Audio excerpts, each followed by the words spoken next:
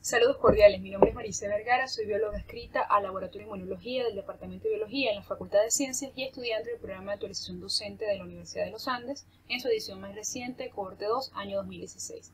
Este video educativo lo presento como parte de las competencias a realizar durante el taller de aulas virtuales y el día de hoy les voy a hablar de un tema que justamente hemos estado discutiendo en las unidades anteriores al taller y en los foros de debate virtual, como lo es el constructivismo, que como corriente pedagógica contemporánea representa la síntesis más elaborada de la pedagogía del siglo XX, porque constituye una aproximación integral de un movimiento histórico y cultural de mayores dimensiones como lo es la escuela activa.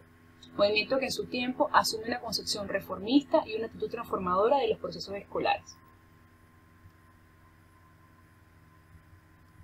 Para comenzar, ¿qué es el constructivismo? Es una corriente pedagógica basada en la teoría del conocimiento constructivista que postula la necesidad de entregar al alumno las herramientas, los andamios, que le permitan construir sus propios procedimientos para resolver una situación problemática, lo que implica que sus ideas se modifiquen y puedan seguir aprendiendo. Además de esto, propone un paradigma donde el proceso de enseñanza se percibe y se lleva a cabo como un proceso dinámico, participativo e interactivo por parte del aprendiz, de modo que el conocimiento sea una auténtica construcción operada por la persona que aprende. Uno de los representantes más importantes de esta corriente pedagógica es sin duda Jean Piaget, que es un psicólogo, epistemólogo y biólogo suizo, conocido además como padre de la epistemología genética, término que no debe ser entendido de manera estricta, ya que la epistemología en este caso no se refiere a la ciencia que estudia la ciencia, sino a la que investiga los procedimientos o procesos cognitivos, y la genética no a la rama de la biología que estudia los genes, sino a la génesis del propio pensamiento humano. Piaget es famoso por sus aportes al estudio de la infancia, donde la observación en el crecimiento de sus propios hijos es fundamental para su trabajo, y por su teoría constructivista del desarrollo de la inteligencia. Escojo a Jean Piaget como representante del constructivismo, no es que sea el único, pero es el colega, porque es un niño precoz que mostró un gran interés desde temprana edad por las ciencias naturales, por la biología, aplica el método científico durante toda su trayectoria profesional y como anécdota, a los 11 años de edad es capaz de escribir un ensayo sobre una especie de gorrión albino. Posteriormente en la adultez, cuando se licencia y doctora en la universidad de su ciudad natal, realiza una tesis sobre la adaptación, donde está especialmente interesado, de una especie de moluscos en diferentes lagos suizos. Sin duda alguna, su formación como científico, como biólogo, influencia en gran parte su trabajo, que es conocido actualmente como las bases fundamentales de la pedagogía que se conocen hoy en día.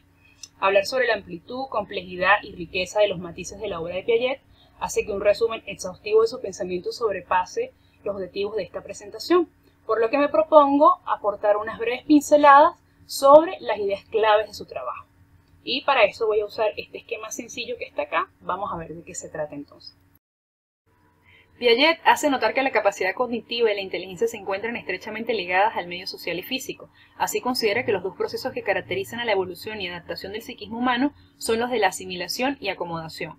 Ambas son capacidades innatas que por factores genéticos se van desplegando ante determinados estímulos en muy determinadas etapas o estadios de desarrollo, en muy precisos periodos etarios, o para decirlo de manera más simple, en determinadas edades sucesivas.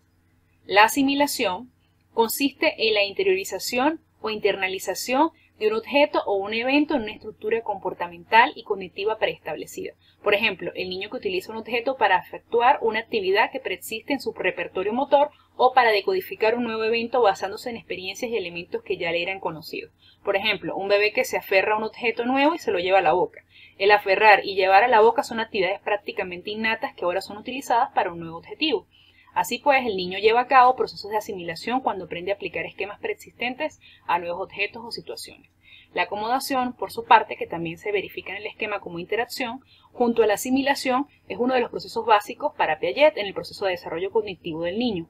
Por acomodación, en este caso, se entiende el proceso mediante el cual el sujeto modifica sus esquemas para poder incorporar a esa estructura cognitiva nuevos objetos. Esto puede lograrse a partir de la creación de un nuevo esquema, o la modificación de un esquema ya existente para que el nuevo estímulo pueda ingresar a él. Por esta razón suele considerarse este mecanismo como un cambio cualitativo en el esquema. A partir de estos procedimientos que Piaget denomina funciones cognitivas, se establece un proceso de adaptación y equilibrio cognitivo entre esquemas y medio del organismo. La acomodación consiste en la modificación de la estructura cognitiva o del esquema comportamental para acoger nuevos objetos y eventos que hasta el momento eran desconocidos para el niño, en el caso ya dado como ejemplo. Si el objeto es difícil de aferrar, el bebé deberá, por ejemplo, modificar los modos de aprehensión. Ambos procesos, tanto asimilación como acomodación, se alternan dialécticamente en la constante búsqueda del equilibrio, homeostasis, para intentar el control del mundo externo, con el fin primario de sobrevivir. Ambos serían, pues, subprocesos en un proceso general de la adaptación al entorno. Cuando una nueva información no resulta inmediatamente interpretable, basándose en los esquemas preexistentes, el sujeto entra en un momento de crisis y busca encontrar nuevamente el equilibrio. Para esto, en la epistemología genética de Piaget se habla de equilibrio fluctuante. Para esto se producen modificaciones entonces en los esquemas cognitivos del niño, incorporándose así las nuevas experiencias. Ahora bien, ¿qué es la enseñanza constructivista? Es la que considera que el aprendizaje humano es siempre una construcción interior, aun en el caso en el que el educador acude a una exposición magistral, una clase magistral, pues esta no puede ser significativa si sus conceptos no encajan ni se insertan con los conceptos previos de los alumnos. Eso queda bastante claro. ¿Cuáles son las características del constructivismo? Para empezar, se apoyan en la estructura conceptual de cada estudiante, y esto es, parte de las ideas y preconceptos que el estudiante trae sobre el tema de la clase. Anticipa el cambio conceptual que se espera de la construcción activa del nuevo concepto y su repercusión en la estructura mental. Además, confrontan las ideas y preconceptos afines del tema de enseñanza con un nuevo concepto científico que enseña. Bastante importante esto. También aplica el nuevo concepto a situaciones concretas y lo relaciona con otros conceptos de la estructura cognitiva al fin de ampliar su transferencia. ¿Cuáles son entonces las condiciones necesarias para potenciar la enseñanza constructivista? Para empezar, generar inconformidad con los prejuicios y preconceptos, facilitando que los estudiantes puedan reconocer sus propias equivocaciones. Y un ejemplo que tiene que ver con esto se me ocurre ahorita, justamente lo que pasa en los primeros semestres en la Facultad de Ciencias, en mi experiencia en la carrera de Biología. Hay una materia que se llama Biología 10 o Biología General, donde justamente los profesores típicos de la facultad fomentan debates sobre temas de interés, en este caso de la clase. Y recuerdo que la primera pregunta más importante fue ¿por qué cree usted que las plantas realizan fotosíntesis? Todos contestaron como loros para que nosotros podamos respirar oxígeno.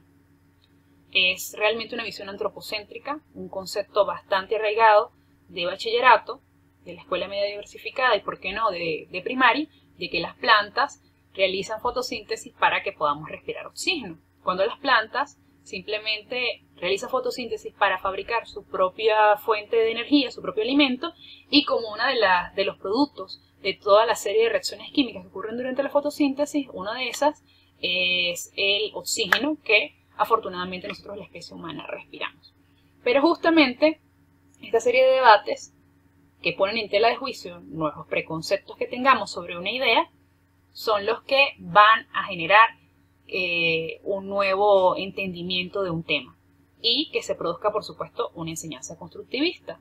De esta manera se propician las condiciones para que el estudiante participe en el proceso de enseñanza-aprendizaje, desde la planeación de una clase, por ejemplo, desde la selección de las actividades con las cuales van a ser evaluados, desde las consultas a las fuentes de información, que ahora las posibilidades son infinitas. Seguimos con las características del profesor, según Díaz Barriga.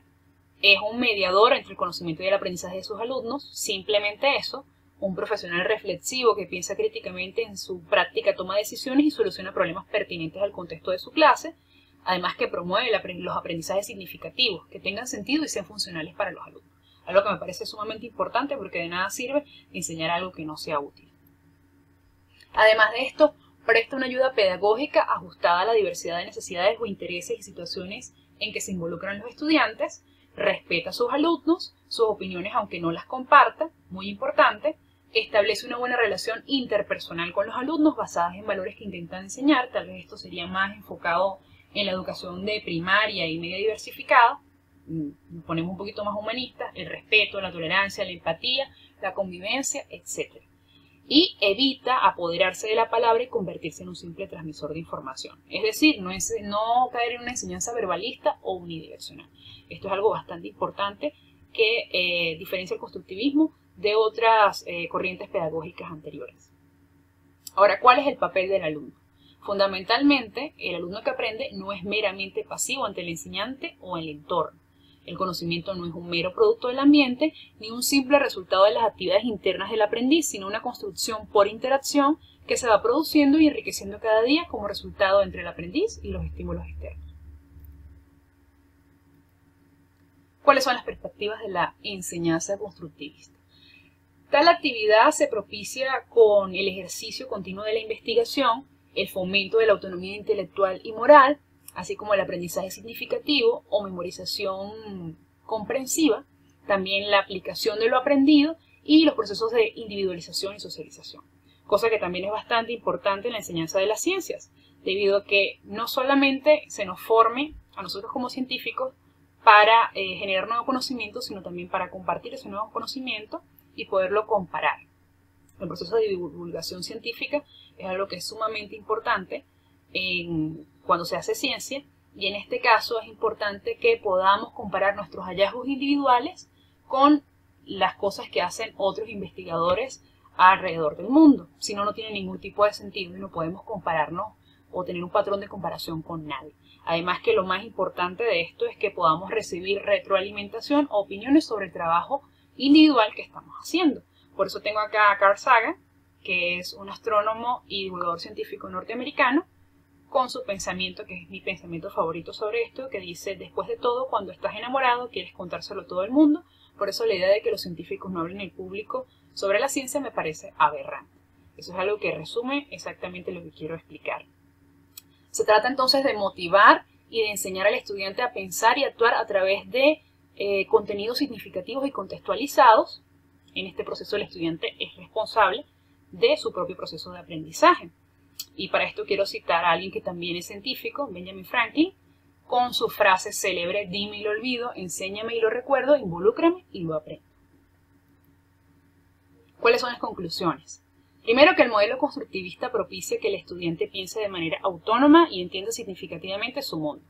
La escuela, el instituto, la universidad debe promover el desarrollo cognitivo del estudiante de acuerdo a las necesidades e intereses de éste. Eso es algo que es fundamental. El profesor debe estructurar experiencias interesantes y significativas que promuevan dicho desarrollo, sumamente importante. Lo importante, a la redundancia, no es el aprendizaje de un contenido, sino el desarrollo y afianzamiento de las estructuras mentales del conocer y del aprender. Se trata no tanto de memorizar contenidos, sino de involucrarse en un proceso dinámico de conocimiento que desarrolle las destrezas cognitivas mediante modelos de descubrimiento y solución de problemas. Y, como lo dirían en mi facultad, de aprender a aprender. El fin de la educación, por último, dentro de este modelo pedagógico, es generar comprensión, autonomía de pensamiento y, consecuentemente, personas creativas. Y aquí está un pensamiento de Albert Einstein que dice que la creatividad es la inteligencia divirtiéndose. No hay mejor forma de resumirlo. Finalmente, si venimos a ponerme muy humanista, les doy este pensamiento que debería ser la pieza central de toda la educación, sobre todo en primaria y en las primeras etapas.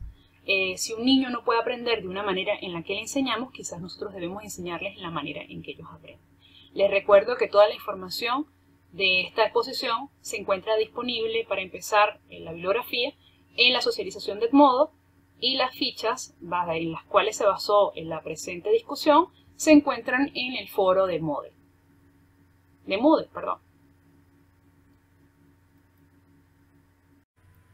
Les recuerdo que cualquier duda o sugerencia la pueden realizar por el foro virtual, como es costumbre. Muchas gracias por su atención y nos vemos en otra oportunidad.